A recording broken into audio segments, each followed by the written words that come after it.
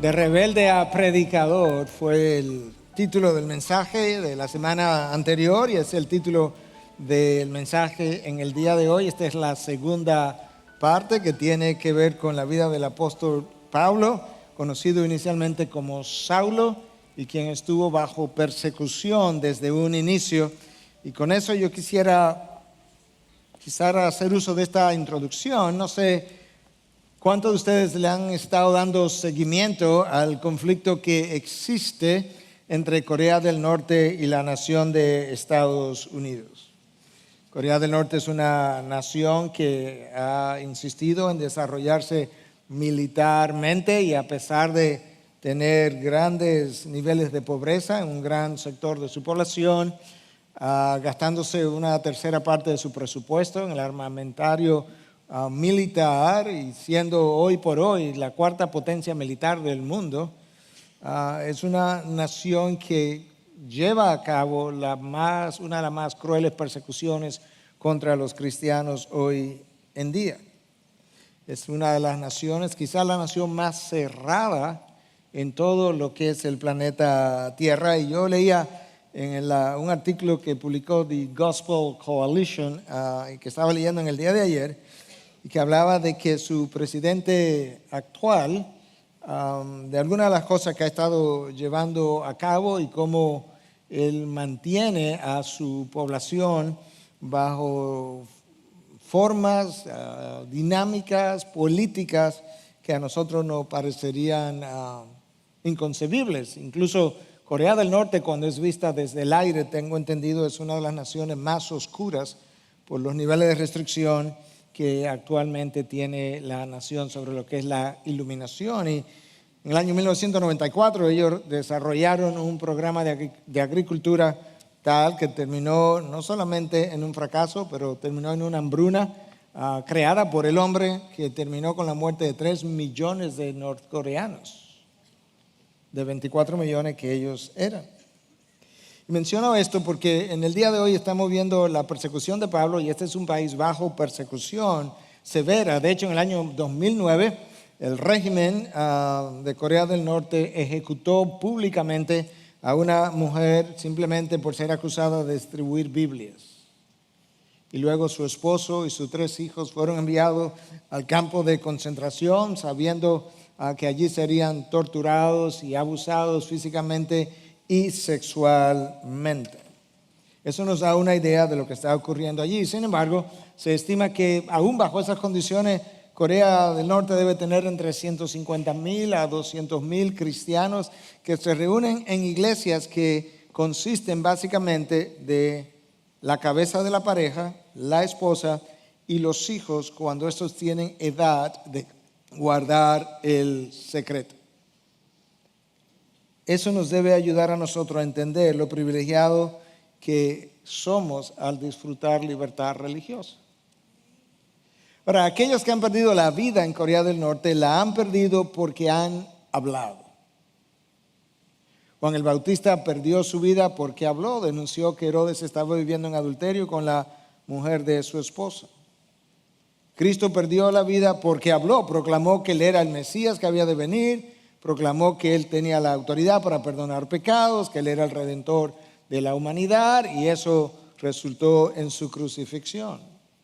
El apóstol Pablo, cuya vida comenzamos a revisar la semana pasada y que continuamos revisando hoy, estaba bajo persecución en su momento también por haber hablado. De hecho, el texto que vamos a leer hoy dice que enseguida, hablando de tan pronto él recibió la vista otra vez después de su conversión, enseguida se puso a predicar a Jesús en las sinagogas, diciendo, Él es el Hijo de Dios. Y eso le causó una persecución hasta el punto de que querían matarlo.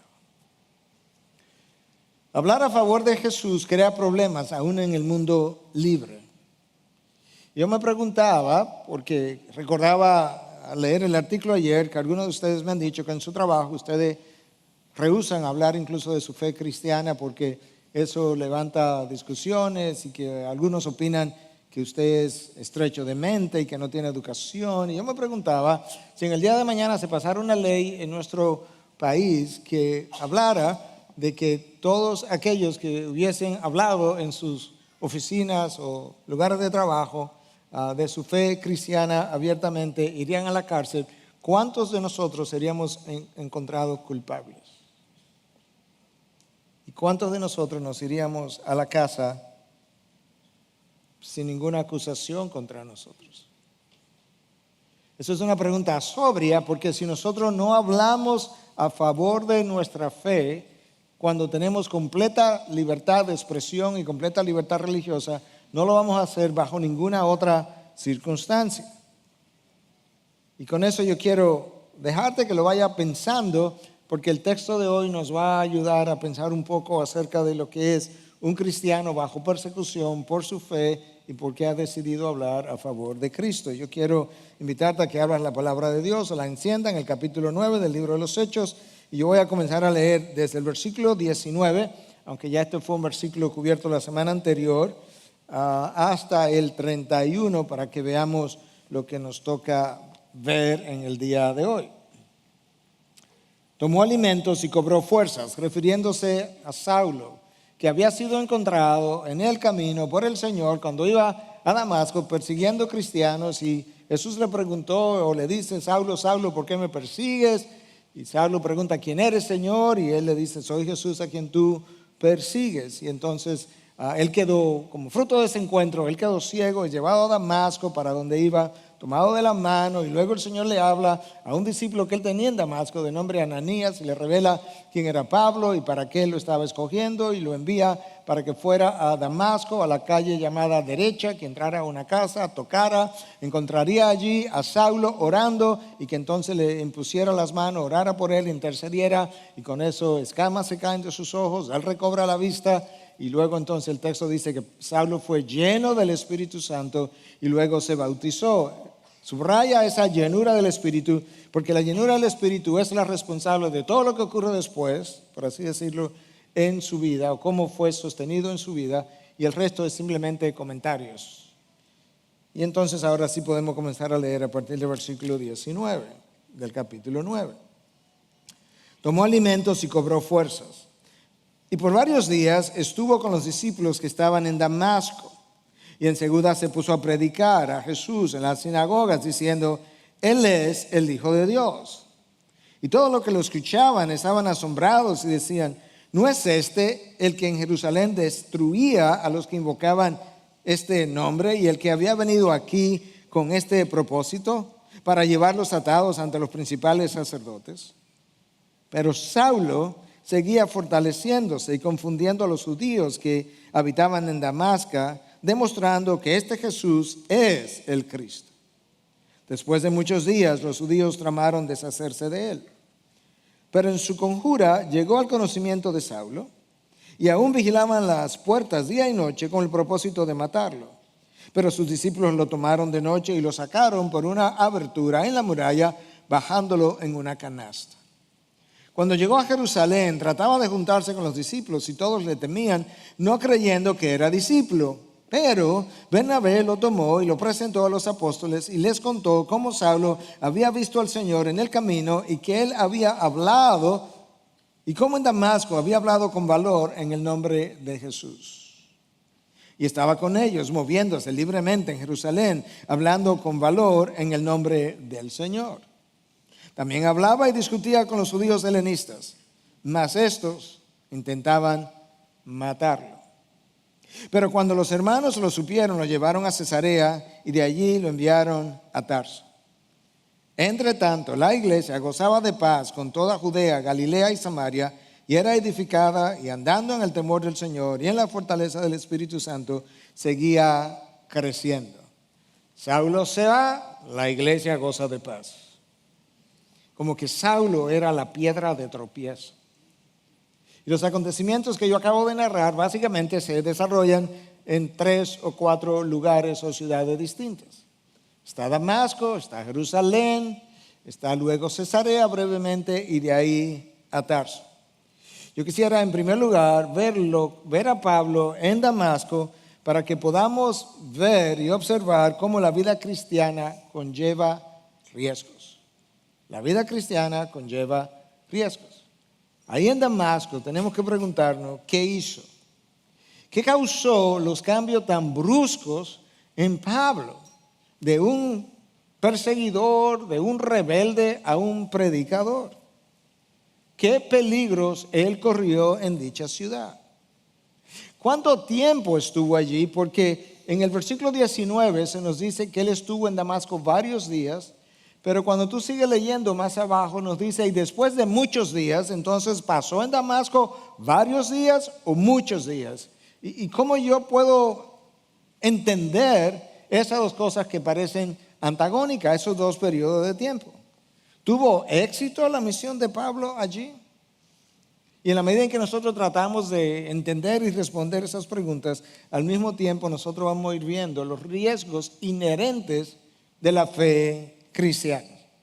Lo primero que el texto nos dice es que tan pronto Pablo recobró la vista, él comenzó inmediatamente a predicar a Jesús en la sinagoga y que decía, ese Jesús es el Hijo de Dios. Pablo tiene una predicación cristocéntrica desde que él inicia su fe o su carrera en el Señor. Años después él llega a Corinto y dice, cuando vine a vosotros yo me propuse predicar a Cristo y a este crucificado, no más, no menos. Increíble la dirección que Pablo siguió en su predicación todo el tiempo. Ahora escucha, Pablo no conocía mucha teología en este momento que él está predicando a Jesús. Con lo que él tenía del Antiguo Testamento, él podía ver básicamente que este Jesús, Mesías, el ungido, anunciado desde la antigüedad, esas profecías habían encontrado cumplimiento en este personaje. Y por eso él podía decir, ahora yo entiendo, la llenura del Espíritu me ha dado entendimiento. Y este Jesús profetizado es este. Y también he llegado a entender que él es el Hijo de Dios. Eso era básicamente lo que él podía decir hasta ahora. Pero el texto anterior nos dice que cuando Ananías oró por él, le impuso las manos, él recibió una llenura del Espíritu. Y es esa llenura lo que hace que en muy corto tiempo Pablo pase de perseguir a Jesús a proclamar y predicar a Jesús. Esa llenura es lo que hace que Pablo pasara de perseguir a los cristianos para darle muerte, para perseguir a los incrédulos para proclamar a Jesús y darle vida. Es eso lo que hace que Pablo pasara de asombrar a los cristianos por la crueldad de su persecución para asombrar a los judíos con la proclamación de Jesús a quien él perseguía hasta hace un par de días atrás. Ellos no podían creer que Saulo fuera la misma persona que había ido a Jerusalén, había obtenido permisos para perseguir a los cristianos hasta Damasco y que ahora en Damasco estaba a favor de los cristianos y proclamando a Cristo como el Hijo de Dios. Sin lugar a dudas, Pablo está dando testimonio de que él era una nueva criatura. Si alguien está en Cristo, nueva criatura es. Y cuando tú eres nueva criatura, lo que ha ocurrido es que tú has adquirido una nueva naturaleza. Ese es el primer cambio de alguien que levanta la mano para profesar fe en Jesús. Anterior a eso, incluso él ha recibido una nueva naturaleza que le da un nuevo entendimiento, que le da nuevos deseos, nuevos valores, nuevas metas, nuevas pasiones, una nueva perspectiva y una nueva búsqueda. Todo eso viene con la nueva naturaleza. No es algo para que yo necesito ir al seminario para adquirirlo. No, eso es mi nueva naturaleza. Esa es la inclinación natural del Espíritu que ha venido a morar en mí.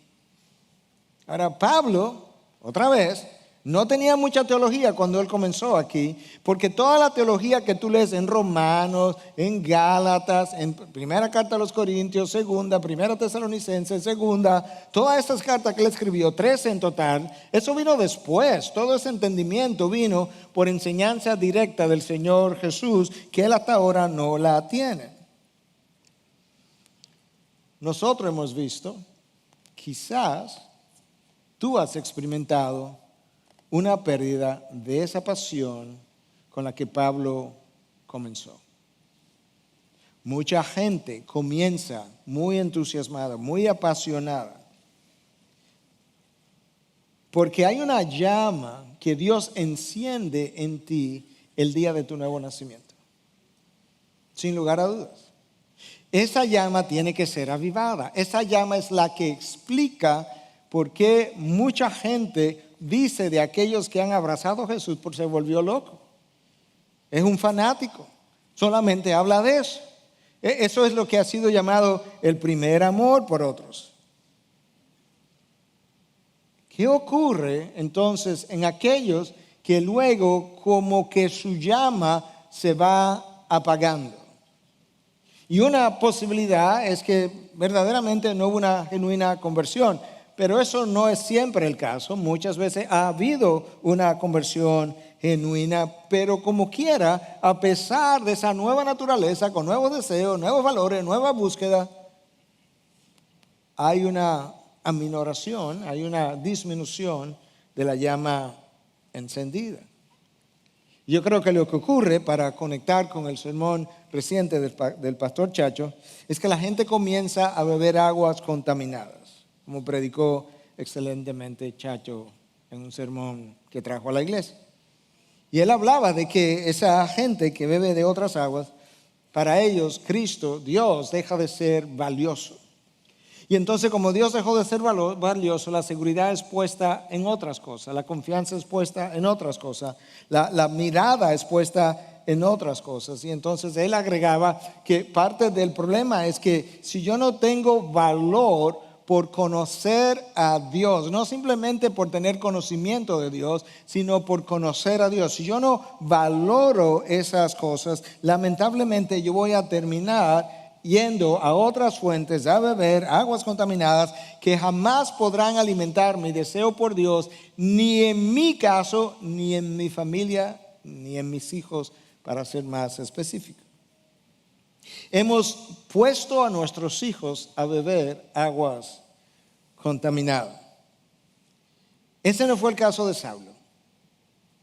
Saulo comenzó bien y con pasión y terminó mejor y con convicción. Hasta el punto que Saulo en un momento dado dice, mira, ya yo no sé, yo prefiero, para mí irme es mejor y estar con el Señor. Yo no tengo deseo por quedarme aquí como la mayoría de los hijos de Dios se expresan. Yo quisiera irme, pero también he llegado a reflexionar que yo tengo una responsabilidad, yo tengo un llamado, yo tengo que llevarlo a cabo. Si quedarme es más beneficioso para las ovejas del Señor, pues yo estoy dispuesto a quedarme, pero mi deseo es irme. Y es más, quiero que sepas algo más, Filipenses 1, donde él habla de estas cosas. Para mí el vivir es Cristo, y es tanto así que me da lo mismo si vivo o muero, si en una forma o en la otra puedo glorificar a Dios. No me importa si estoy en salud o estoy en la enfermedad. Si de alguna manera yo puedo glorificar a Dios en la salud o en la enfermedad, yo estoy bien. Pablo tenía una verticalidad de su vida con la que comenzó y con la que terminó. Nuestras vidas, hemos dicho esto en otras ocasiones, tienen una de dos orientaciones. O tenemos una orientación vertical o tenemos una orientación horizontal, hacia aquí abajo. Mi orientación horizontal crea todos mis problemas. Y mi orientación vertical me ayuda a resolver mis problemas. Lo que hizo de Saulo un apóstol Pablo, de la manera como hemos llegado a conocerle, fue la verticalidad de su vida. Hermanos, si después de tu conversión comienzas a cultivar la buena vida en este mundo, la mejor vida del mundo venidero no te será atractiva. Por eso no te quieres ir. Si después de tu conversión buscas el descanso del cuerpo más que el descanso del alma, el día de reposo de aquel lado de la eternidad no tiene gran atracción para ti. Si después de tu conversión construye más para este lado de la vida temporal que para tu vida venidera, podrías estar fabricando graneros que hoy están llenos, pero que mañana no podrás disfrutar, porque no hay graneros en el reino de los cielos. No te los puedes llevar, no caben en tu ataúd. Pablo aprendió el secreto de cómo vivir una vida vertical, de cómo alimentar su alma, y lo comenzó a hacer tempranamente. Tú puedes leer esto en el versículo 22, que dice que Saulo estaba en la sinagoga predicando Pero Saulo seguía fortaleciéndose y confundiendo a los judíos que habitaban en Damasco, demostrando que este Jesús es el Cristo. Nota cómo dice que Saulo seguía fortaleciéndose. Yo no creo que esté hablando de fortaleza física. Yo creo que está hablando de que Saulo seguía entendiendo cada vez más la revelación de Dios. Yo creo que está hablando de que Saulo, como fruto de la llenura del Espíritu y de lo que estaba entendiendo, pues podía entonces tener mucho más valor hasta el punto de confundir a los judíos. Ahora, la traducción de esa palabra quizás no sea la mejor cuando habla de confundir a los judíos, porque él no tenía ninguna mala intención de confundirlos. La idea detrás en el original es que los argumentos de Pablo se volvieron irrefutables. Ellos no tenían forma de cómo devolverle y por eso estaban confundidos. Ahora, antes de seguir leyendo, para que podamos entender todo el texto que leímos, recordemos que en el versículo 19 se nos dijo que Pablo estuvo en Damasco solamente por varios días. Y sin embargo, cuando yo leo más abajo, en el versículo 23, se me dice que pasaron muchos días. Entonces la pregunta es, ¿estuvo varios días o estuvo muchos días? Y si estuvo varios días solamente y se fue de Damasco para eventualmente ir a Jerusalén, ¿dónde fue que estuvo? Déjame leerte el versículo 23 al 26 para luego poder ayudarte a entender lo que ocurrió. Después de muchos días, eso es contrario a varios días en el versículo 19, los judíos tramaron deshacerse de él. Pero su conjura llegó al conocimiento de Saulo y aún vigilaban las puertas día y noche con el propósito de matarlo. Pero sus discípulos lo tomaron de noche y lo sacaron por una abertura en la muralla, bajándolo en una canasta. Versículo 26, cuando llegó a Jerusalén, y ahí me voy a parar. De acuerdo a este texto, pasaron muchos días antes de que Pablo se fuera a Jerusalén. Entonces, ¿dónde era que estaba Pablo finalmente? Porque el texto anterior me dice que él pasó en Damasco varios días, solamente. Bueno, Pablo nos ayuda a entender esto. Porque Pablo tuvo la oportunidad de dar su propio testimonio de su conversión. Lo hizo ante el rey Agripa, lo hizo ante Festo. Pablo lo hizo, de hecho lo hizo en alguna de sus cartas. Cuando escribió a los filipenses le habló un poco del cambio que él había sufrido. Cuando le escribió a los Gálatas específicamente, él le habla de este momento crucial cuando él fue interceptado y a dónde fue y de esta cronología. Escucha cómo Pablo lo dice en la carta a los Gálatas capítulo 1 comenzando en el versículo 15. Pero cuando Dios, que me apartó desde el vientre de mi madre, desde antes que yo pudiera hacer una decisión por el Señor, ya el Señor me había apartado, y me llamó por su gracia, tuvo a bien revelar a su Hijo en mí. Eso fue el día que le iba a Damasco. Cuando ese día llegó, cuando la plenitud del tiempo llegó para que Pablo se encontrara con Cristo, a eso que él se está refiriendo, tuvo a bien revelar a su Hijo en mí para que yo le anunciara entre los gentiles. No consulté enseguida con carne ni sangre, ni subí a Jerusalén en ese momento. O sea, Pablo claramente nos está ayudando a interpretar lo que Lucas está diciendo. Cuando yo recibí ese llamado, inmediatamente yo no hablé con ninguno de los apóstoles anteriores. Yo no fui a Jerusalén a los que eran apóstoles antes que yo, sino que fui a Arabia y regresé otra vez a Damasco. Ahora yo entiendo. Entonces 3 años después subí a Jerusalén para conocer a Pedro y estuve con él 15 días. Esto es lo que Pablo está diciendo. Yo tuve un encuentro con el Señor, yo me fui a Damasco, ahí recibí la vista otra vez. Tan pronto recibí la vista, me fui a la sinagoga, comencé a predicar. Tuve en Damasco varios días nada más y entonces me fui a Arabia. Yo no cogí para Jerusalén a hablar con los apóstoles, me fui a Arabia, al desierto de Arabia. ¿Y qué Pablo iba a estar haciendo allá? Bueno, el texto no nos dice, pero entendemos, porque Pablo dice que todo lo que él sabe lo supo por una revelación directa de Jesucristo. Entendemos que eso fueron 3 años antes de llegar a Jerusalén, que él estuvo siendo enseñado directamente por Dios, por Cristo. Quizás estuvo haciendo algún ministerio mínimo, pero estuvo siendo enseñado por Cristo. Y al final de ese tiempo, él regresa a Damasco. Y ahora estamos en Damasco otra vez. Y ahora Lucas dice, después de muchos días, ¿cuántos días? 3 años. Entonces que comienzan los problemas. Y comienzan en Damasco a pensar que es necesario matar a Pablo. Hay un complot. De hecho, Pablo nos dice en la segunda carta a los Corintios, capítulo 11, versículos 32 y 33, que el gobernador de la ciudad de Damasco había dado orden para que se vigilara la ciudad para que Pablo no pudiera salir. El gobernador de la ciudad estaba bajo el rey Aretas, dice Pablo, y había dado orden en la ciudad de los damascenos para que él no pudiera salir. Y entonces los discípulos supieron de esta trama, de este intento de matar a Pablo, a pesar de que vigilaban las puertas de día y de noche, y alguien supo de algún agujero en la muralla y lograron bajar a Pablo por una canasta con una soga para que de ahí él fuera a Jerusalén. Pablo aprendió el día o el fin de semana o durante la semana, dependiendo de cuándo haya ocurrido, pero aprendió tempranamente que su vida por el Señor sería una vida de sufrimiento. Ananías, yo le voy a mostrar a Pablo, ve donde él, cuánto él ha de sufrir por causa de mi nombre. Hermanos, tú y yo no estamos bajo persecución, pero la vida cristiana, como nos está enseñando Pablo en Damasco, vamos a ver a Pablo en Damasco, vamos a ver a Pablo en Jerusalén, luego vamos a ver a Pablo en Cesarea y Tarso. Pablo en Damasco nos enseña que la vida cristiana es una vida de riesgo, que conlleva riesgo. A veces son tan simples como riesgo de ser malentendido. A veces el riesgo de tener relaciones que se distancian. El domingo pasado alguien se acercaba a mí, una joven de la iglesia, y me decía: pastor, mis amigos se han ido distanciando. Y yo le decía: esa es probablemente una de las mejores evidencias de que realmente tú eres otra persona. Las relaciones se distancian. Las relaciones a veces se pierden completamente. Tenemos los riesgos no solamente de perder relaciones, de perder un trabajo.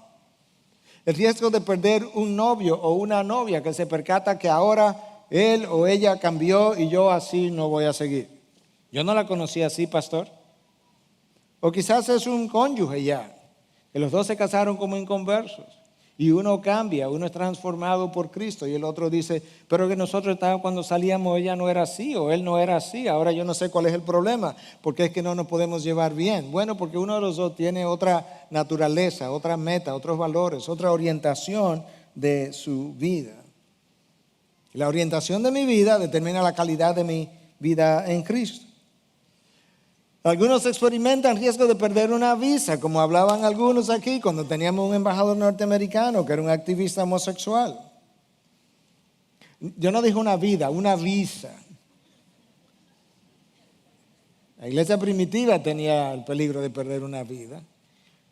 Bueno, pastor, pero es una visa importante. Sí, pero no es una visa para viajar en el mundo, es para ir a un país de más de 200 países en el mundo.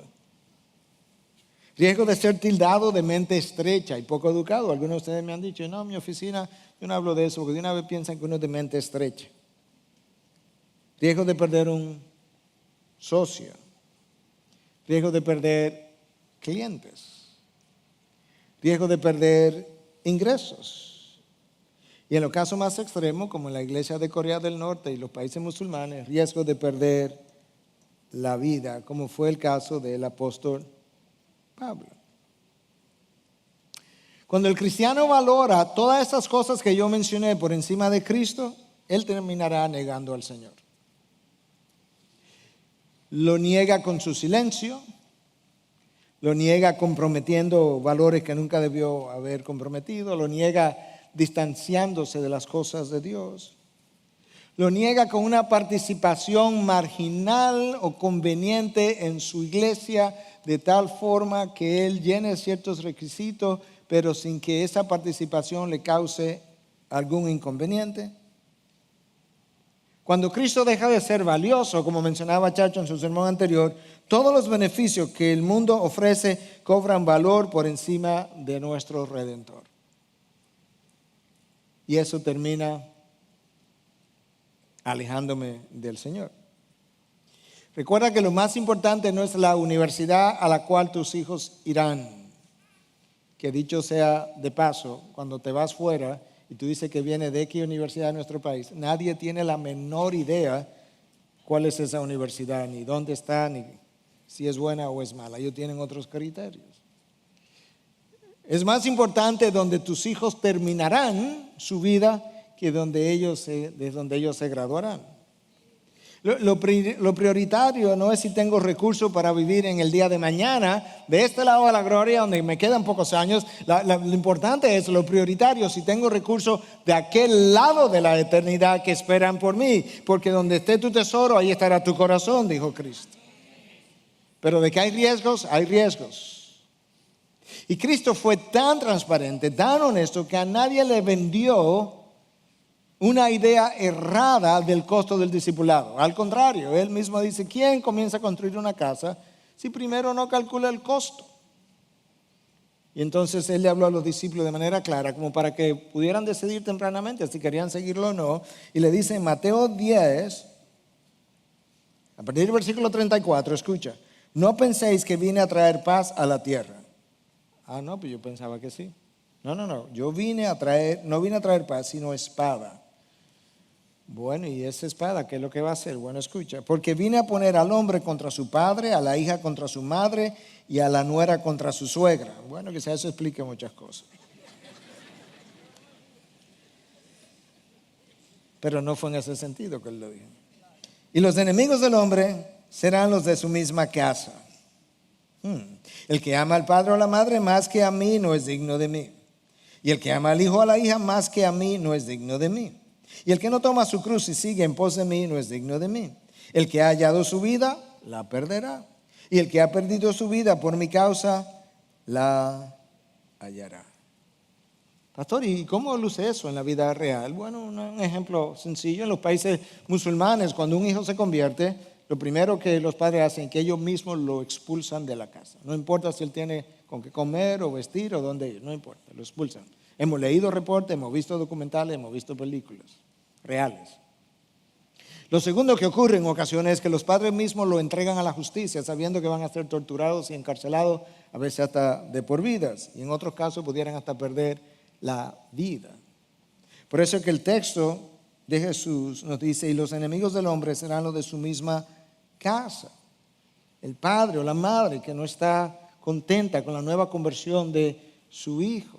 El padre o la madre que le dicen a su hija, como hemos escuchado en ocasiones, su hija adolescente, yo prefiero que tú estés en discotecas en vez de estar en la iglesia. El que no me ama a mí más que a su padre o a su madre, no es digno de mí. De manera que ahora tú puedes ver que cuando Pablo, en sus inicios Saulo, abraza la fe cristiana, él tiene un abandono de parte de los suyos de su vida. Ellos no quieren nada que ver con este hombre que ha negado la fe. Y ahora en Damasco, ya después de haber ido a Arabia y regresar, están produciéndose problemas. Dice que vigilaban las puertas día y noche con el propósito de matarlo, versículo 24. Pero sus discípulos lo tomaron de noche y lo sacaron por una abertura en la muralla, bajándolo en una canasta. Hasta el gobernador se metió en esto y dio las órdenes, dice Pablo en 2 Corintios 11, 32 y 33. Y el hecho de que Pablo esté bajo peligro de persecución es una buena ilustración de que el Señor no ha prometido que nos librará de peligros. No, nunca. Lo que Él ha prometido es que Él estará con nosotros hasta el fin del mundo en medio de los peligros.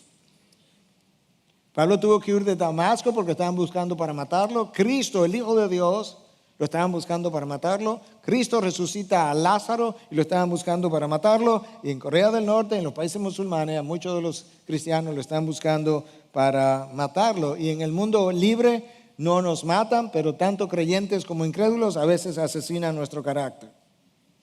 La vida cristiana va acompañada de riesgos. Si quieres vivir una vida libre de riesgos, tienes que hacer una de dos cosas. O no vivir la vida cristiana, que también tendrá sus propios riesgos, o tienes que esperar entrar en gloria. Ahora, cuando tú y yo estamos dispuestos a ser perseguidos por causa de Cristo, demostramos que Cristo ha llegado a ser nuestro máximo valor. Cuando tú y yo no estamos dispuestos a ser perseguidos por Cristo, es más, cuando tú y yo no estamos dispuestos a sufrir inconveniencias o inconvenientes por causa de Cristo, hemos estado demostrando que nosotros hemos creado ídolos a los cuales yo le doy mi mayor devoción. Y a veces uno de esos ídolos es nuestra propia seguridad. Por eso no estoy dispuesto a tomarme riesgos. Pero la mejor evidencia de cuánto vale Dios es la evidencia de un Abraham, donde Dios le pide a su hijo. Y tú puedes ver en la vida de Abraham que Abraham no retuvo nada. Tú quieres mi hijo, sí, sacrifícamelo. Y Abraham toma madera y palos y leña y se va con su hijo a sacrificarlo. Y ya cuando estaba a punto, Dios le retuvo la mano. ¿Por qué? Porque Dios sabía que Abraham no podía ofrecer su hijo para complacer a Dios, ni podía ofrecerlo para la redención de la humanidad. No, Dios tenía un plan de ofrecer el suyo para que Abraham no tuviera que ofrecer a Isaac. Pero hermano, tú y yo necesitamos entender que Dios, Padre, quien te eligió y te ha dado la bienvenida a su familia, no ha retenido absolutamente nada con la intención de que tú puedas pasar la eternidad con Él. Y eso incluyó a su Hijo. ¿Cómo podemos ser, en buen dominicano, tan pijotero con Dios? ¿Cómo nos atrevemos a calcular lo que le vamos a dar a Dios? Si es el 9 o el 9,5 o el 5% o el 11%. Y Dios dice, tú has visto la cruz últimamente. Tú me viste regateando en mi entrega hacia ti para tu salvación. ¿Cómo vas a comparar lo material con lo espiritual que te he entregado en mi Hijo Jesús? El apóstol Pablo llegó a ser lo que fue porque él entregó su vida. Como él entregó su vida a la persecución, ya no le atemorizaba. ¿Por qué? Porque él no tenía su vida le pertenecía a otro y ese otro podía disponer de ella cuando él quisiera. Por eso él dice, no importa si muero o si vivo, con tal de que yo pueda glorificar a Cristo. Veamos a Pablo en Jerusalén, segundo punto. Para que tú puedas ver que la vida cristiana conlleva el rechazo muchas veces aún de tus propios hermanos en la fe. La vida cristiana conlleva el rechazo muchas veces de tus propios hermanos en la fe. Versículo 26 y siguientes. Cuando llegó a Jerusalén, ya esto 3 años después de haber estado en Arabia, trataba de juntarse con los discípulos. Y todos le temían, no creyendo que era discípulo. Pero Bernabé, los peros del Señor son los mejores peros. Pero Bernabé lo tomó y lo presentó a los apóstoles y les contó cómo Saulo había visto al Señor en el camino y que él había hablado y cómo en Damasco había hablado con valor en el nombre de Jesús y estaba con ellos moviéndose libremente en Jerusalén, hablando con valor en el nombre del Señor. También hablaba y discutía con los judíos helenistas, mas estos intentaban matarlo otra vez. Wow. Pablo sale de Damasco, lo bajan por una canasta en un hoyo, un agujero de la muralla, y tú pensarías que cuando él llegara a Jerusalén, él como que lo iba a coger suave. Vamos a ser más prudentes. No, hay que ser prudente, porque también Dios nos llama a ser prudente, tú sabes. No, él volvió a lo mismo, volvió a la carga. Pero lo primero que él hizo, que él entendió que un cristiano no es un llanero solitario. Entonces, ¿qué él dijo? Bueno, ¿dónde están los discípulos de esta ciudad? Y trató de juntarse con ellos. Y los discípulos dijeron, ¿quién? Saulo. El que salió de aquí con carta a perseguir los cristianos. No, ese no. ¿Y si es un espía?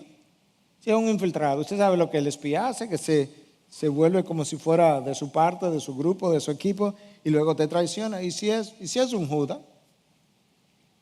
Pero de la misma manera que Dios tenía a Ananías en Damasco, tenía a Bernabé en Jerusalén. Y Bernabé no era cualquier hombre, él tenía el sobrenombre de hijo de consolación. La palabra que aparece ahí como hijo de consolación es la misma palabra que aparece para el Espíritu Santo cuando se le llama el consolador. Tú puedes ver qué tipo de persona Bernabé era. En el capítulo 4 nos juntamos con Bernabé cuando decía que él tenía una propiedad y la vendió y tomó todo el valor de la propiedad, se lo entregó a los apóstoles para que ayudaran a aquellos que estaban en necesidad. Bernabé era un hombre sin prejuicios, probablemente un hombre con discernimiento, dada la generosidad de su vida, probablemente un hombre lleno del Espíritu. Entonces él es el defensor de Pablo. En el primer siglo los juicios no se llevaban tanto a nivel profesional con abogados profesionales, no, había una persona que actuaba de juez que no tenía que ser un abogado, podía ser el sumo sacerdote y en otras ocasiones otra autoridad.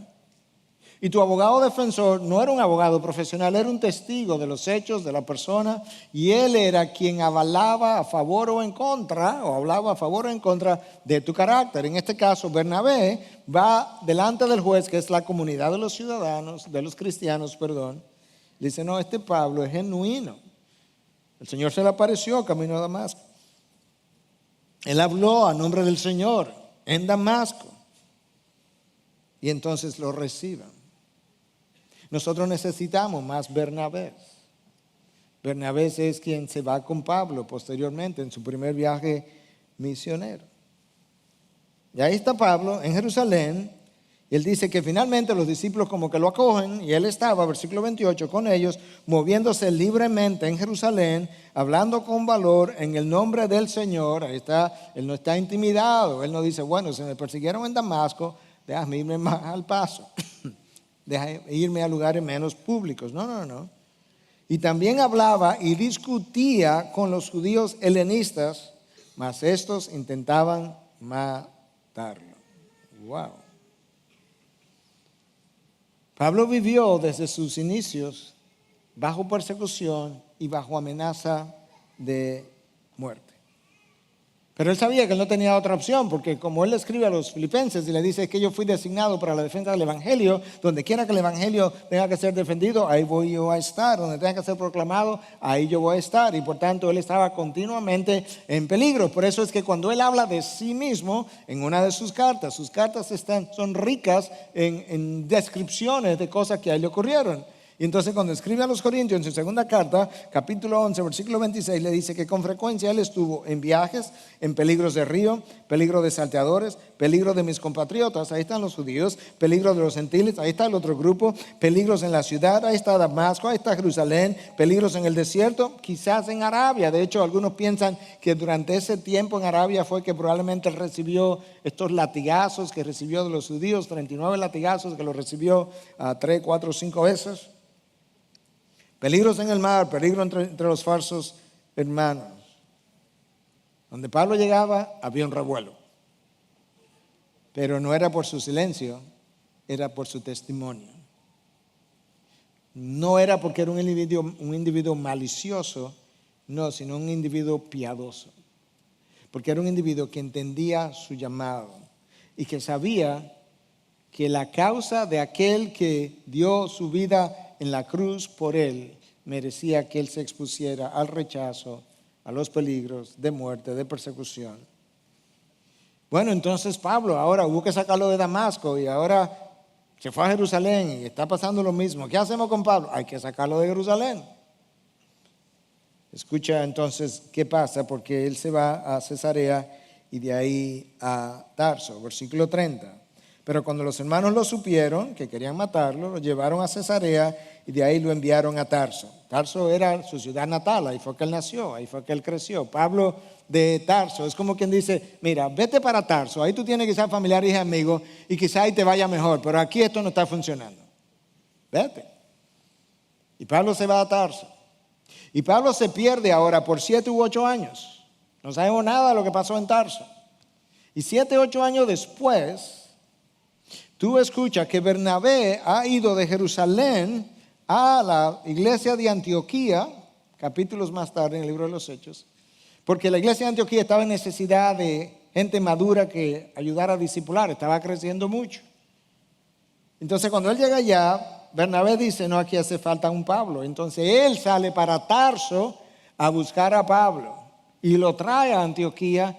Y ahí ministran como por un año y luego entonces ellos los dos son separados por el ministerio del Espíritu Santo en medio de los hermanos, le imponen las manos y lo envían en su primer viaje misionero. Pasaron como 8 o 10 años para que Pablo pudiera ser enviado en su primer viaje misionero. Y si tú quieres una enseñanza práctica para eso es esta. Recuerda, toma tiempo formar el carácter de un hombre de Dios.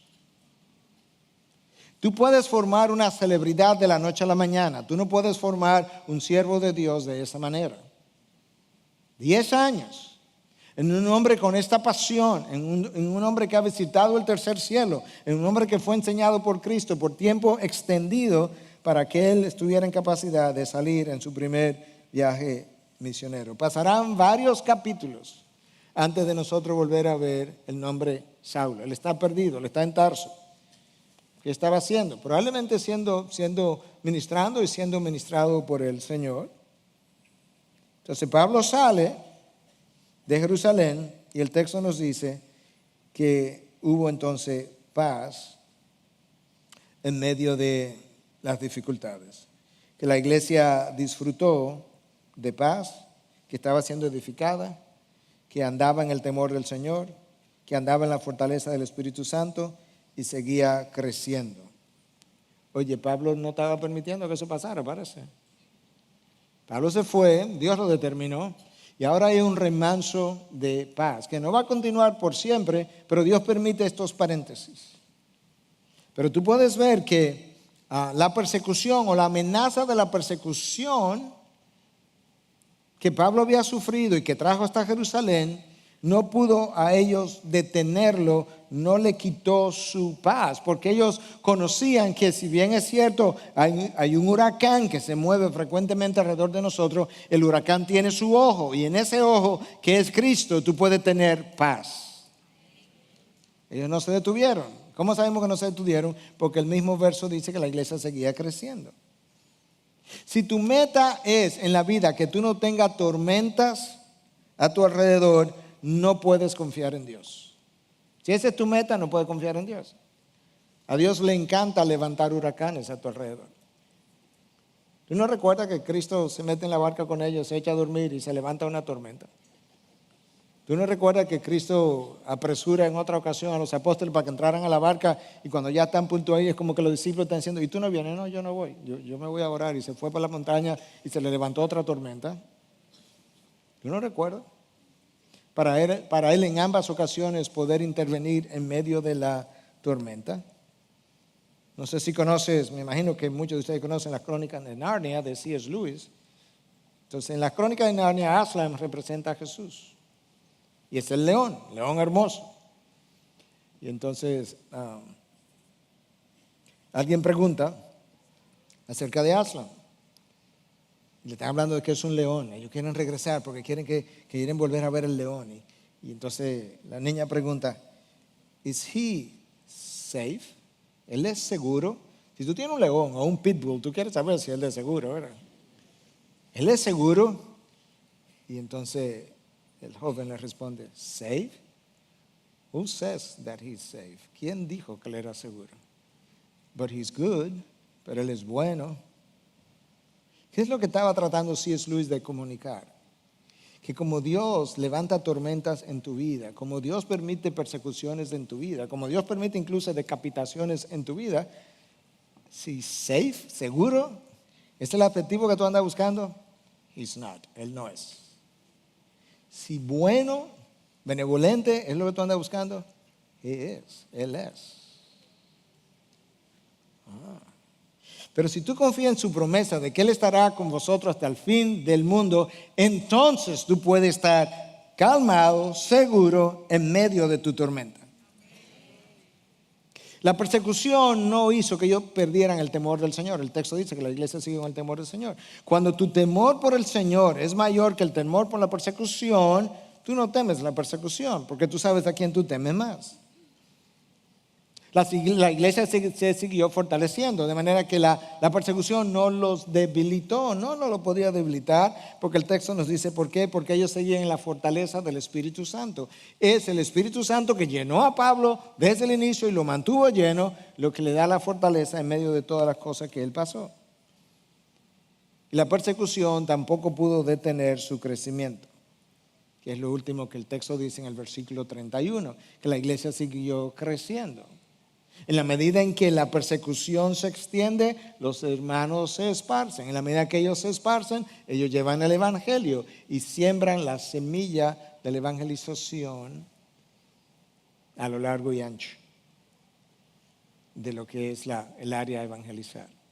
Tú puedes ver entonces de qué manera algo que pasó hace unos 2000 años atrás con la persecución de Saulo de Tarso nos ayuda a nosotros a ver en el presente de qué forma eso se aplica a nuestras vidas.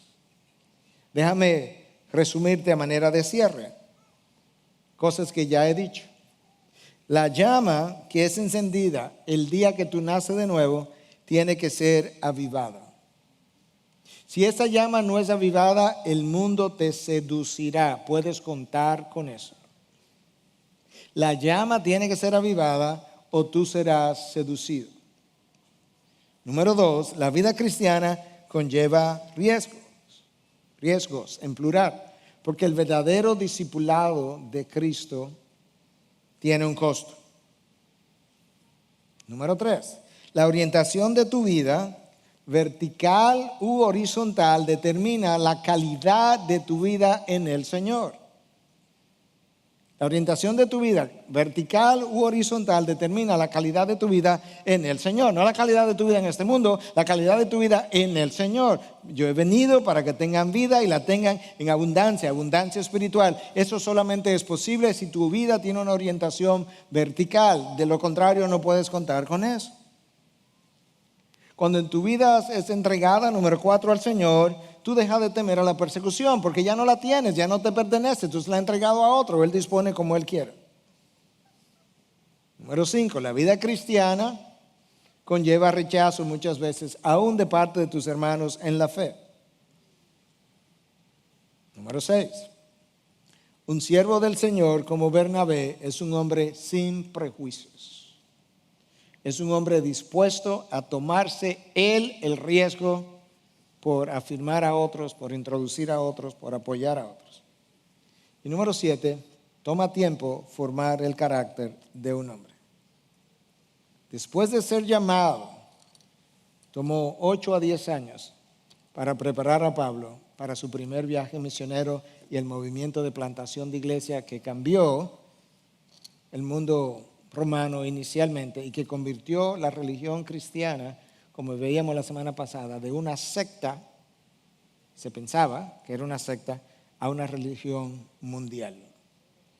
Pablo no estaba listo para eso hasta que no pasaron esos 10 años de intensa administración de parte de Dios y habiendo visitado el tercer cielo. Eso nos da una idea de cómo Dios inspira su palabra, deja el registro y nos dice, vívela ahora en tu vida, mira cómo la aplicas. Y eso es parte de lo que creo que el texto nos enseña en el día de hoy. Jesucristo te basta. En los buenos tiempos y en los peores tiempos. No necesita otra cosa. Pero necesitas una entrega a aquel que te basta.